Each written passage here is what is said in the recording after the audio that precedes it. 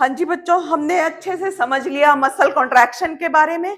ठीक है, एक क्वेश्चन ये बहुत बार आता है, मसल कॉन्ट्रैक्शन में कौन कौन से फिलामेंट एक्टिव होते हैं, राइट? कौन कौन से होते हैं? दोनों मसल, दोनों ही फिलामेंट के नाम एक बार और बता दो। कौन, क्या नाम है? थिक एंड थिन फिलामेंट, बोलो क्या क्या नाम है उनके? हाँ, थिक फिलामेंट, थिन फिलामेंट, ठीक है।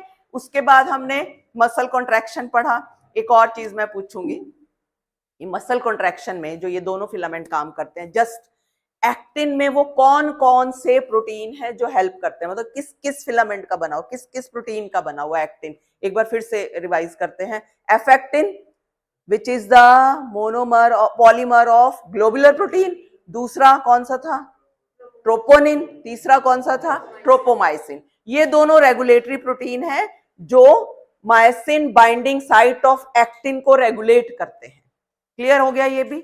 और जो दूसरा था थिक फिलामेंट, दैट इज मायसिन। मायसिन किसका पॉलीमर है? मीरोमाइसिन का। तो मीरोमाइसिन का जो हैवी मीरोमाइसिन हेड है, वो क्या करते हैं? वो मायसिन बाइंडिंग साइट से अटैच होते हैं ड्यूरिंग कॉन्ट्रैक्शन। ये भी क्लियर हो गया? ये मेन मेन हाईलाइट बता रही हूं मैं। फिर उसके बाद हमने ये भी पढ़ा कि जब वो कॉन्ट्रैक्शन के टाइम, मसल कॉन्ट्रैक्शन के टाइम क्रॉस ब्रिज बनते हैं, ये भी पढ़ चुके हम। क्रॉस ब्रिज बनने के लिए एटीपी ब्रेक होगा, फिर उसका क्रॉस ब्रिज टूटने के लिए during muscle relaxation cross bridge break होगा, राइट? तो ब्रेक होने के लिए एटीपी सिंथेसाइज होते हैं। ठीक है, तो मसल ऐसा नहीं कि कॉन्ट्रैक्टेड ही रहेगी। जब कई बार क्या होता है, लगातार कॉन्ट्रैक्ट हो जाती है मसल लगातार, तो मसल क्रैम्प बोल देते हैं जो पढ़ते हैं। एक और चीज, जब हम हैवी एक्सरसाइज करके आए या इतना भागे इतनी रेस की, तो हमें सांस भी तेजी से लेने लग जाते हैं, हमें एकदम लगता मसल क्रैम्प हो गए, है ना? कॉन्ट्रैक्शन कॉन्ट्रैक्शन कॉन्ट्रैक्शन पे ज्यादा जोर चला गया, रिलैक्सेशन को मौका ही नहीं दिया।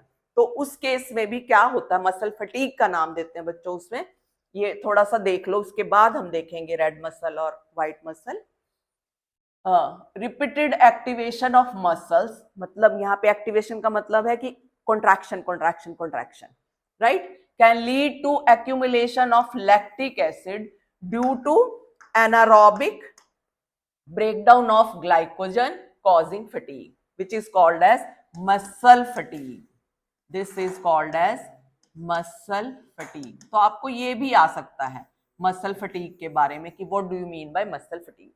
ठीक है, मसल्स को ऑक्सीजन नहीं मिलती क्योंकि फास्ट इतनी तेजी से नहीं मिलती, तो फिर हम आराम से रुक के तेजी से सांस लेना शुरू कर देते हैं ना, तो वो accumulation of active lactic acid होता है उस टाइम पर। क्लियर है? ये बात क्लियर हो गई? बाकी इसके डिटेल में और जानना चाहते हो तो बाद में पढ़ेंगे इसके बारे में। चलो उसके बाद आते हैं हम, अब हम देखेंगे यहां पर मसल को भी तो ऑक्सीजन चाहिए, है ना, ब्रेक डाउन करने के लिए। ठीक है, ग्लूकोज को ब्रेक डाउन करने के लिए। तो मसल्स के अंदर ना एक रेड कलर का पिगमेंट होता है, उसको बोलते हैं red coloured oxygen storing pigment called as myoglobin. यहाँ हीमोग्लोबिन नहीं है, अब ये हीमोग्लोबिन रेड ब्लड सेल्स में था, मसल्स में जो रेड पिगमेंट है उसका क्या नाम है? मायोग्लोबिन। मायोग्लोबिन। तो बच्चों ये देखो, यहां पर मैंने ये दिखा रखी है ब्लड वेसल, एक ये ब्लड वेसल है।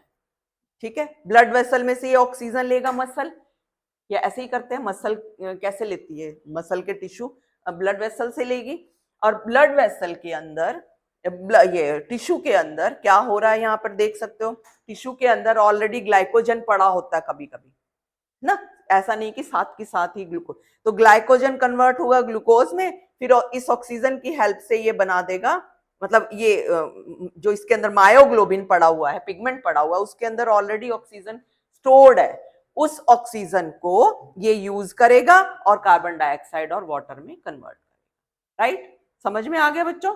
क्लियर हो गया ये? इसमें देखो ये, जस्ट अ सेकेंड, सक्षम प्लीज बाहर जा सकते हो, आपने बात करनी है तो। ठीक है, चल अब ये देखो क्या है, ये ब्लड वेसल से ऑक्सीजन इसमें आती है, इसमें ये होता है मायोग्लोबिन। मायोग्लोबिन उस ऑक्सीजन को स्टोर कर लेता है, राइट? फिर ये ऑक्सीजन को यूज करके ग्लूकोज आगे ब्रेक डाउन करके कार्बन डाइऑक्साइड और वाटर बनाएगा, राइट। मसल्स के अंदर ऑलरेडी ग्लाइकोजन भी पड़ा हुआ है, वो ग्लाइकोजन कन्वर्ट होता है ग्लूकोज में, फिर वो ग्लूकोज ऑक्सीजन की हेल्प से जो ऑलरेडी मायोग्लोबिन के अंदर पड़ा हुआ है, उसको जरूरी नहीं, कई बार क्या होता है कि एकदम से लेने की जरूरत भी नहीं पड़ती, इसके अंदर स्टोर पड़ा है, फिर वो स्टोर्ड ऑक्सीजन जो है इसको कन्वर्ट करने में हेल्प करेगा। क्लियर है? अब एक टाइप की ये तो है जिनके अंदर ज्यादा मायोग्लोबिन पड़े हुए हैं उनको बोलते हैं रेड मसल, राइट। एक तो ये टाइप की मसल हो गई, रेड मसल बोल देते हैं इनको। और एक मसल ऐसी होती हैं बच्चों, इसको बोलेंगे रेड मसल फाइबर, ठीक है। और एक मसल होती है जो जिनका ग्लूकोज का एनारोबिक ब्रेकडाउन होगा, ऐसी मसल को बोलते हैं हम व्हाइट मसल फाइबर, जिनके अंदर मायोग्लोबिन नहीं है, राइट। तो एक रेड मसल फाइबर हुआ, एक व्हाइट मसल फाइबर हुआ। रेड मसल फाइबर के अंदर मायोग्लोबिन है और व्हाइट मसल फाइबर के अंदर मायोग्लोबिन नहीं है, मतलब रेड पिगमेंट एब्सेंट है, राइट। तो इसके एक बार हम डिफरेंसेस भी देख लेते हैं, इन दोनों में क्या क्या है, इसमें आपको क्लियर नजर आएंगे, अच्छे से याद कर सकते हो, इसमें बहुत आते हैं question. Differentiate red and white muscle का भी आता है, तो इसमें जैसा कि अभी अभी मैंने बताया, नाम से ही पता लग रहा है रेड क्यों है, because of more content of myoglobin, therefore reddish. Less content of myoglobin, that is why pale और व्हाइटिश। क्लियर है ही नहीं, रेड कलर तो है ही नहीं। दूसरा, कंटेन मोर माइटोकॉन्ड्रिया, क्योंकि एरोबिक है ना, ये एरोबिक ऑक्सीजन वाली है ना, इसके अंदर ऑक्सीजन कंटेनिंग पिगमेंट है। Contain more mitochondria, therefore also called aerobic muscles, ठीक है। Less mitochondria, therefore called as anaerobic, है ही नहीं, ना के बराबर, ठीक है। Less amount of sarcoplasmic reticulum, ये बाकी सारा मोर मोर मिलेगा इसमें, ये वाला लेस है, less amount of sarcoplasmic reticulum, इसके अंदर high amount of sarcoplasmic reticulum, have slow rate of contraction for long periods, इसमें क्या है, ये क्या करते हैं, fast rate of contraction for short period, ठीक है। ये समझ में आया, जैसे एग्जाम्पल समझ में आ जाएगा। Extensor muscle of human back, हम कितनी देर लगातार बैठ के पढ़ाई कर सकते हैं, है ना, ऐसे तो है नहीं 5 सेकंड में, 10 सेकंड में, 1 मिनट में ओहो थक गए, ओहो थक गए, ऐसा तो नहीं है, हम आराम से पढ़ते ही हैं। और आई बॉल मसल्स, ये वाली फास्ट रेट ऑफ कंट्रैक्शन करती है। आई बॉल की हमारी एक जगह टकी लगाए, ज्यादा लंबी देर नहीं देख सकते ना, पलकें तो झपकती है ना, कभी कंपटीशन किया होगा तुमने भी कभी है ना, कि कौन देखते हैं कौन पहले पलक झपकता है, तो ये ज्यादा लंबी देर तक हम नहीं रख सकते, ठीक है। तो ये फास्ट रेट ऑफ कॉन्ट्रैक्शन तो है, लेकिन शॉर्ट पीरियड के लिए, जैसे हमारी आई बॉल की मसल। क्लियर है बच्चों, ये एकदम क्लियर हो गया? हाँ हाँ बोलो।